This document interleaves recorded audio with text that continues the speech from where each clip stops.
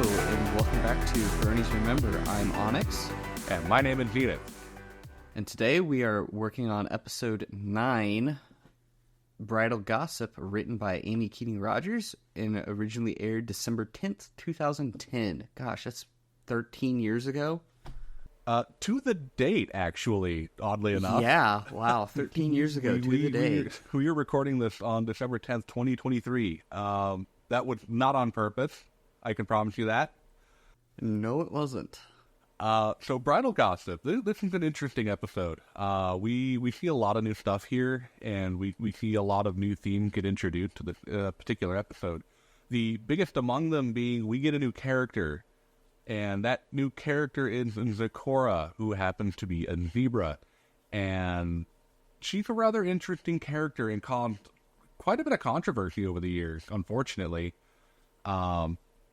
Being, of course, a zebra, being, of course, from a completely different area, a completely different part of the world, a completely different culture, we get to see a glimpse into one of the first semi-recurring themes of both G4 and future G5, racism bad.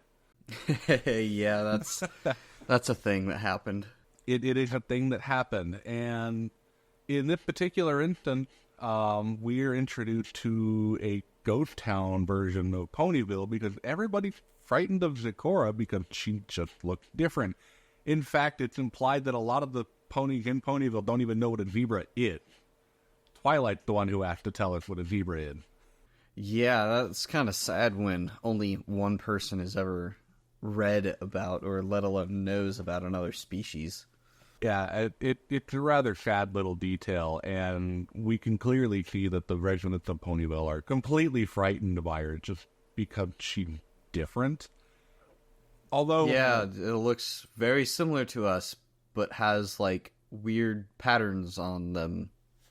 The fact that Rarity tried to call the zebra stripes a fashion statement was hilarious to me. Yeah, that was kind of funny, but it's like, I don't know, that's not a fashion statement. That's something they're born with. I mean, you could say that about a lot of people. Some people are born with different skin conditions or just have different features, and I don't see a problem with it. No, like I've got a coworker who was born with a horribly malformed hand, and that's just how it is sometimes. But that doesn't make them, bad people. It just makes them different. Yeah, and today's Asian it's just sad to see that we're still dealing with racism and hatred towards differences, which this episode is definitely trying to get everybody to think for themselves and not be a racist or whatever. The rather poignant detail that I think is worth pointing out at this particular point is that early on, we see Apple Bloom again, AJ's younger sister. And of the group that we have, which is the main six, Spike and Apple Bloom in particular, the only two that really don't seem concerned are Twilight, who knows exactly, what a zebra is and knows that it's nothing particularly worrisome, and then Apple Bloom, whom being a younger character, doesn't really have any particular reason to believe all of the things that the older characters are saying about Zecora.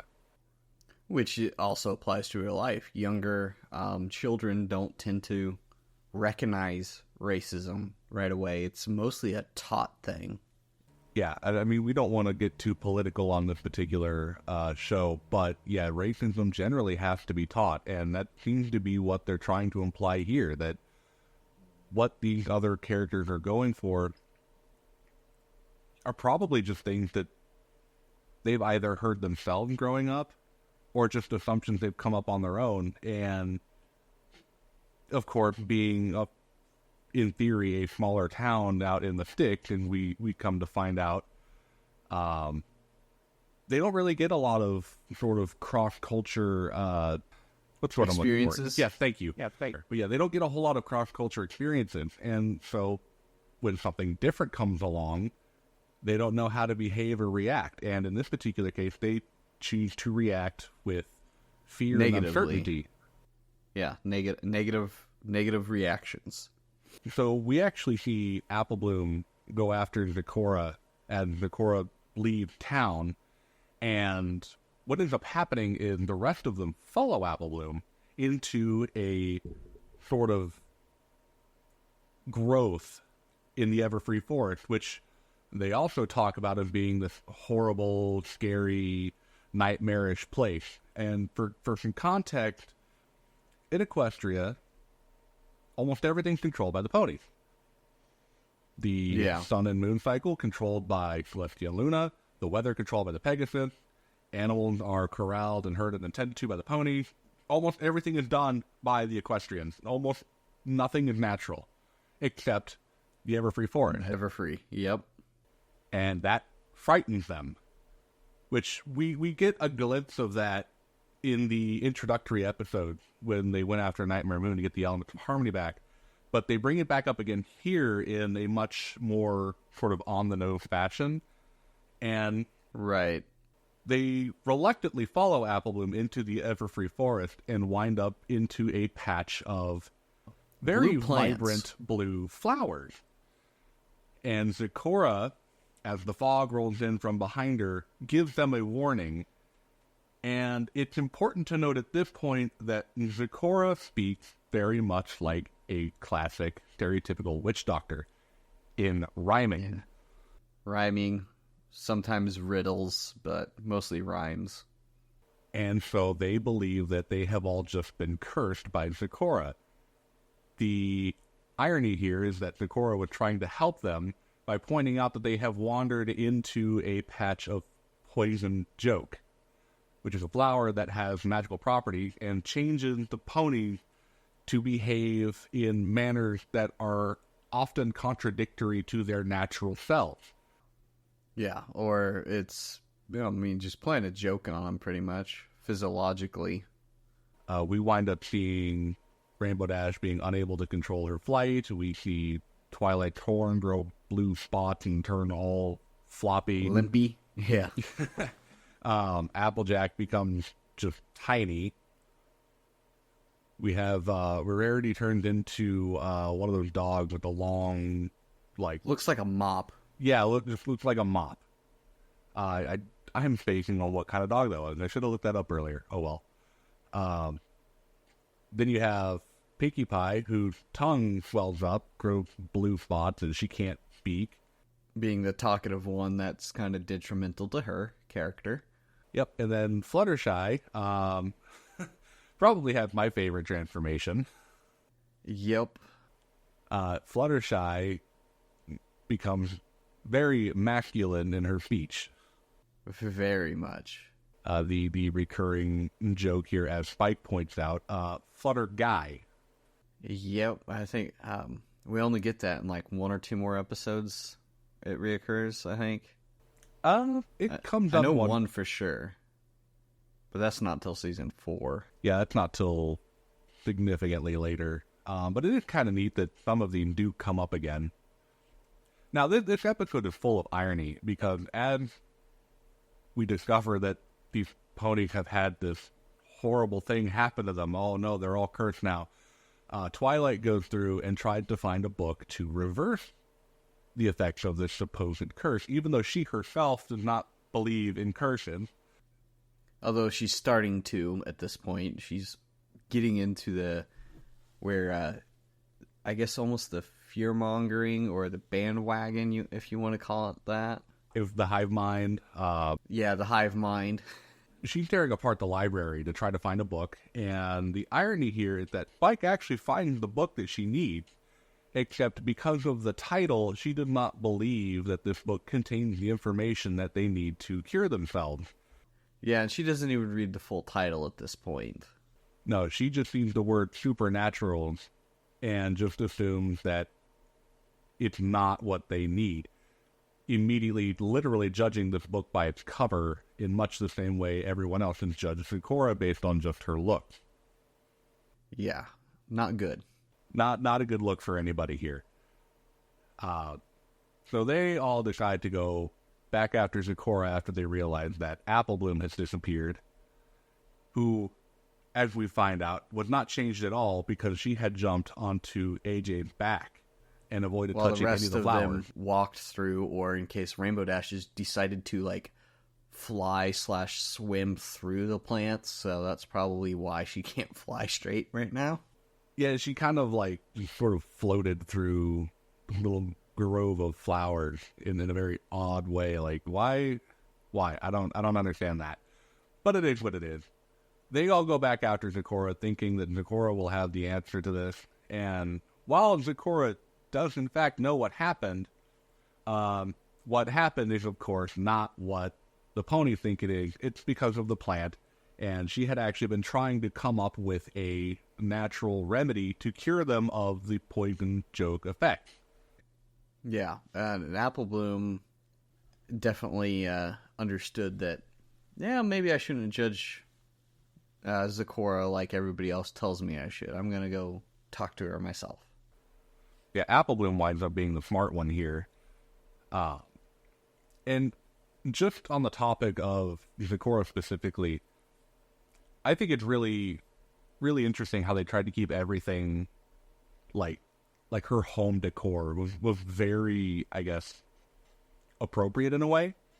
Yeah, I mean, definitely heavy inspiration from African tribes and trying to bring some of that heritage into the show, considering that zebras are from Africa, is the only continent you find them on in real life, so it makes sense, and I definitely like the representation that they bring to the show in that regard. It's very cool for like diversity early on. I don't think they ever mention Zecora's homeland by name. No, and again, that stems to issues with the Flash animation, and they couldn't really flush out Zecora's homeland or her background or stuff because they were having issues with the character model. The Flash animation doesn't like the black and white stripes on zebras. So that's why we don't ever really see other zebras outside of Zecora. No, the quote-unquote Season 10 from the comics really fleshes that out. But from the show, we never really see anything about her homeland. I mean, Zecora shows up a lot over the series, but we never see another zebra. We never see her homeland. I don't think they ever mention her homeland by name. There's just not a whole lot that we know about her background other than she comes from somewhere else, and she relies more on natural remedies. Yeah, natural remedies and using the land itself to her advantage. Rather than magic like most of the unicorns tend to do. It's an interesting contrast to what we see from the rest of the equestrians here. And Zecora winds up being a pretty pivotal character in a number of later episodes, which I've always really enjoyed seeing. She has a bit of things going on in Season 4, helping-wise. Season 3, she plays a pretty big role in a fairly important episode. Yeah, that's true as well. Even in Season 2, she has a rather important occurrence. Yeah, she's a pretty cool character, and I love here that even though these, the main six go in and basically trash her home because they think that, they've all been cursed, and they're demanding a cure, Zecora immediately turns around and goes, yeah, y'all smashed my home, and that's not cool, but I'm still willing to help. Yeah, and there's definitely a lot of cultural reasons why she does. Most cultures are taught to help those in need, even if they refuse it. Yeah, the only thing the only other thing I wish I'd looked up is whether or not the quote-unquote nursery rhyme that Zecora speaks while she's making the original brew, what language that may have been inspired by. Oh, yeah, that would be a good question. I don't know if they've ever said. I feel like that's something I would have picked up at some point. Yeah, that would be a good question for the show staff. Yeah. Anyways, at the end of the day, the main six wind up getting cured in a large, luxurious bath within the Ponyville Spa, and all is well. They apologize for their misunderstandings and misgivings from Zukora, and Zukora, of course, being the gracious character that she is, understands where the differences are coming from, and thankfully becomes a, again, pretty prominent side character later on. Right, and we definitely, when all the ponies get back to town before they get their little spa treatment, Twilight goes up and we get a name drop for one of the background characters finally. Daisy? Yes. So this episode, we get a couple of aerial shots of Ponyville. And we can see, even in Season 1, that Ponyville is both densely constructed and fairly sprawling. Which is a little weird because Ponyville is often described as being sort of like backwoods and like sort of hick-ish in a lot of other content. I do love the reoccurring fact that at about the 20-minute mark, we get a little, during that aerial shot of Ponyville as they're returning, there's a lot of reoccurring uses of Trixie. I think we counted 6 when we rewatched this. Yeah, so in the early seasons, they didn't have a whole lot of like variety and sort of background characters to go with right away. So they would just use the same background pony to sort of fill in crowds as needed. I think we've mentioned this a few times before. Yeah, but in this particular it's still instance, funny to see and try to count how many times they use a single character. In this case, Trixie popped up like 6 times, and 2 of them were recolors. Yeah, the recoloring of certain background characters is a pretty popular thing back in the early seasons. And yeah, of all the characters they decided to go with, they went with Trixie. There's 4 normally colored Trixie kind of throughout the town square, and then there's 2 more recolors. There's one that's like a reddish brown color. Yeah, and then 2 of them are like right next to each other. And if for those listening or tuning in, if you want to go look at this particular scene yourself, it is at the 20-minute 3-second timestamp in the episode. Yeah, I'm looking at that still right now. So you've got the Ponyville Town Hall right in the middle of the screen. There's a group off to the left, kind of in the open space. There's 2 Trixies there.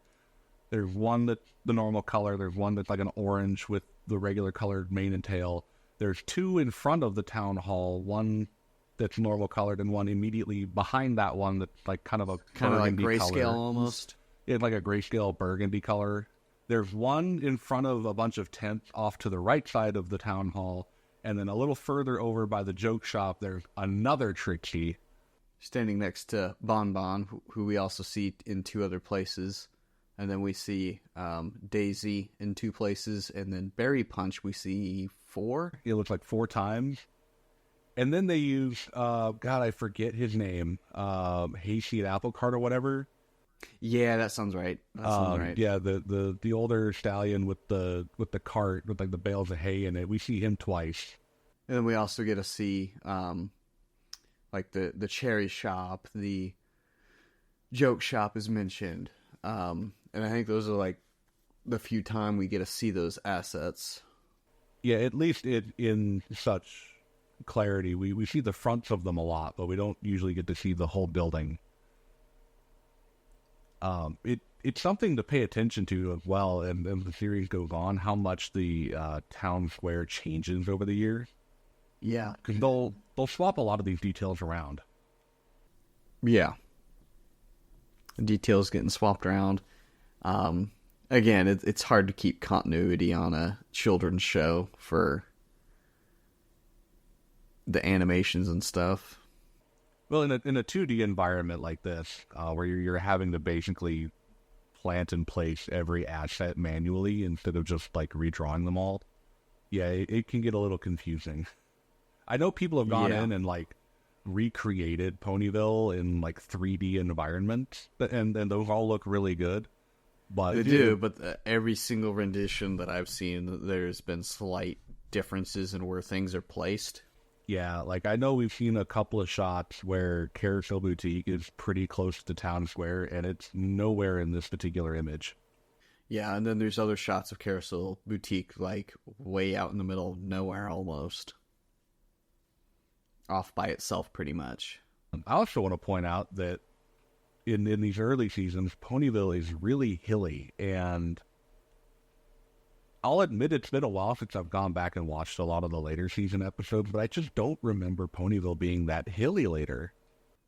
I know a lot of the background stuff. Ponyville is pretty hilly. They've always got hills in the backgrounds throughout the seasons. Because from my understanding, they're kind of down in a valley, with Canterlot being up visible in the background in most episodes, up on the mountainside. Yeah, that Canterlot's almost always been visible off in the background. But I think that about wraps it up for Bridle Gossip. One of the more key early episodes as far as character development goes, I think. Yes, it does. All right, well, that'll do it for today then. Hope you'll join us next time for One of the Century. I've been Zenith. And I'm Onyx. And we'll catch you next time. Bye.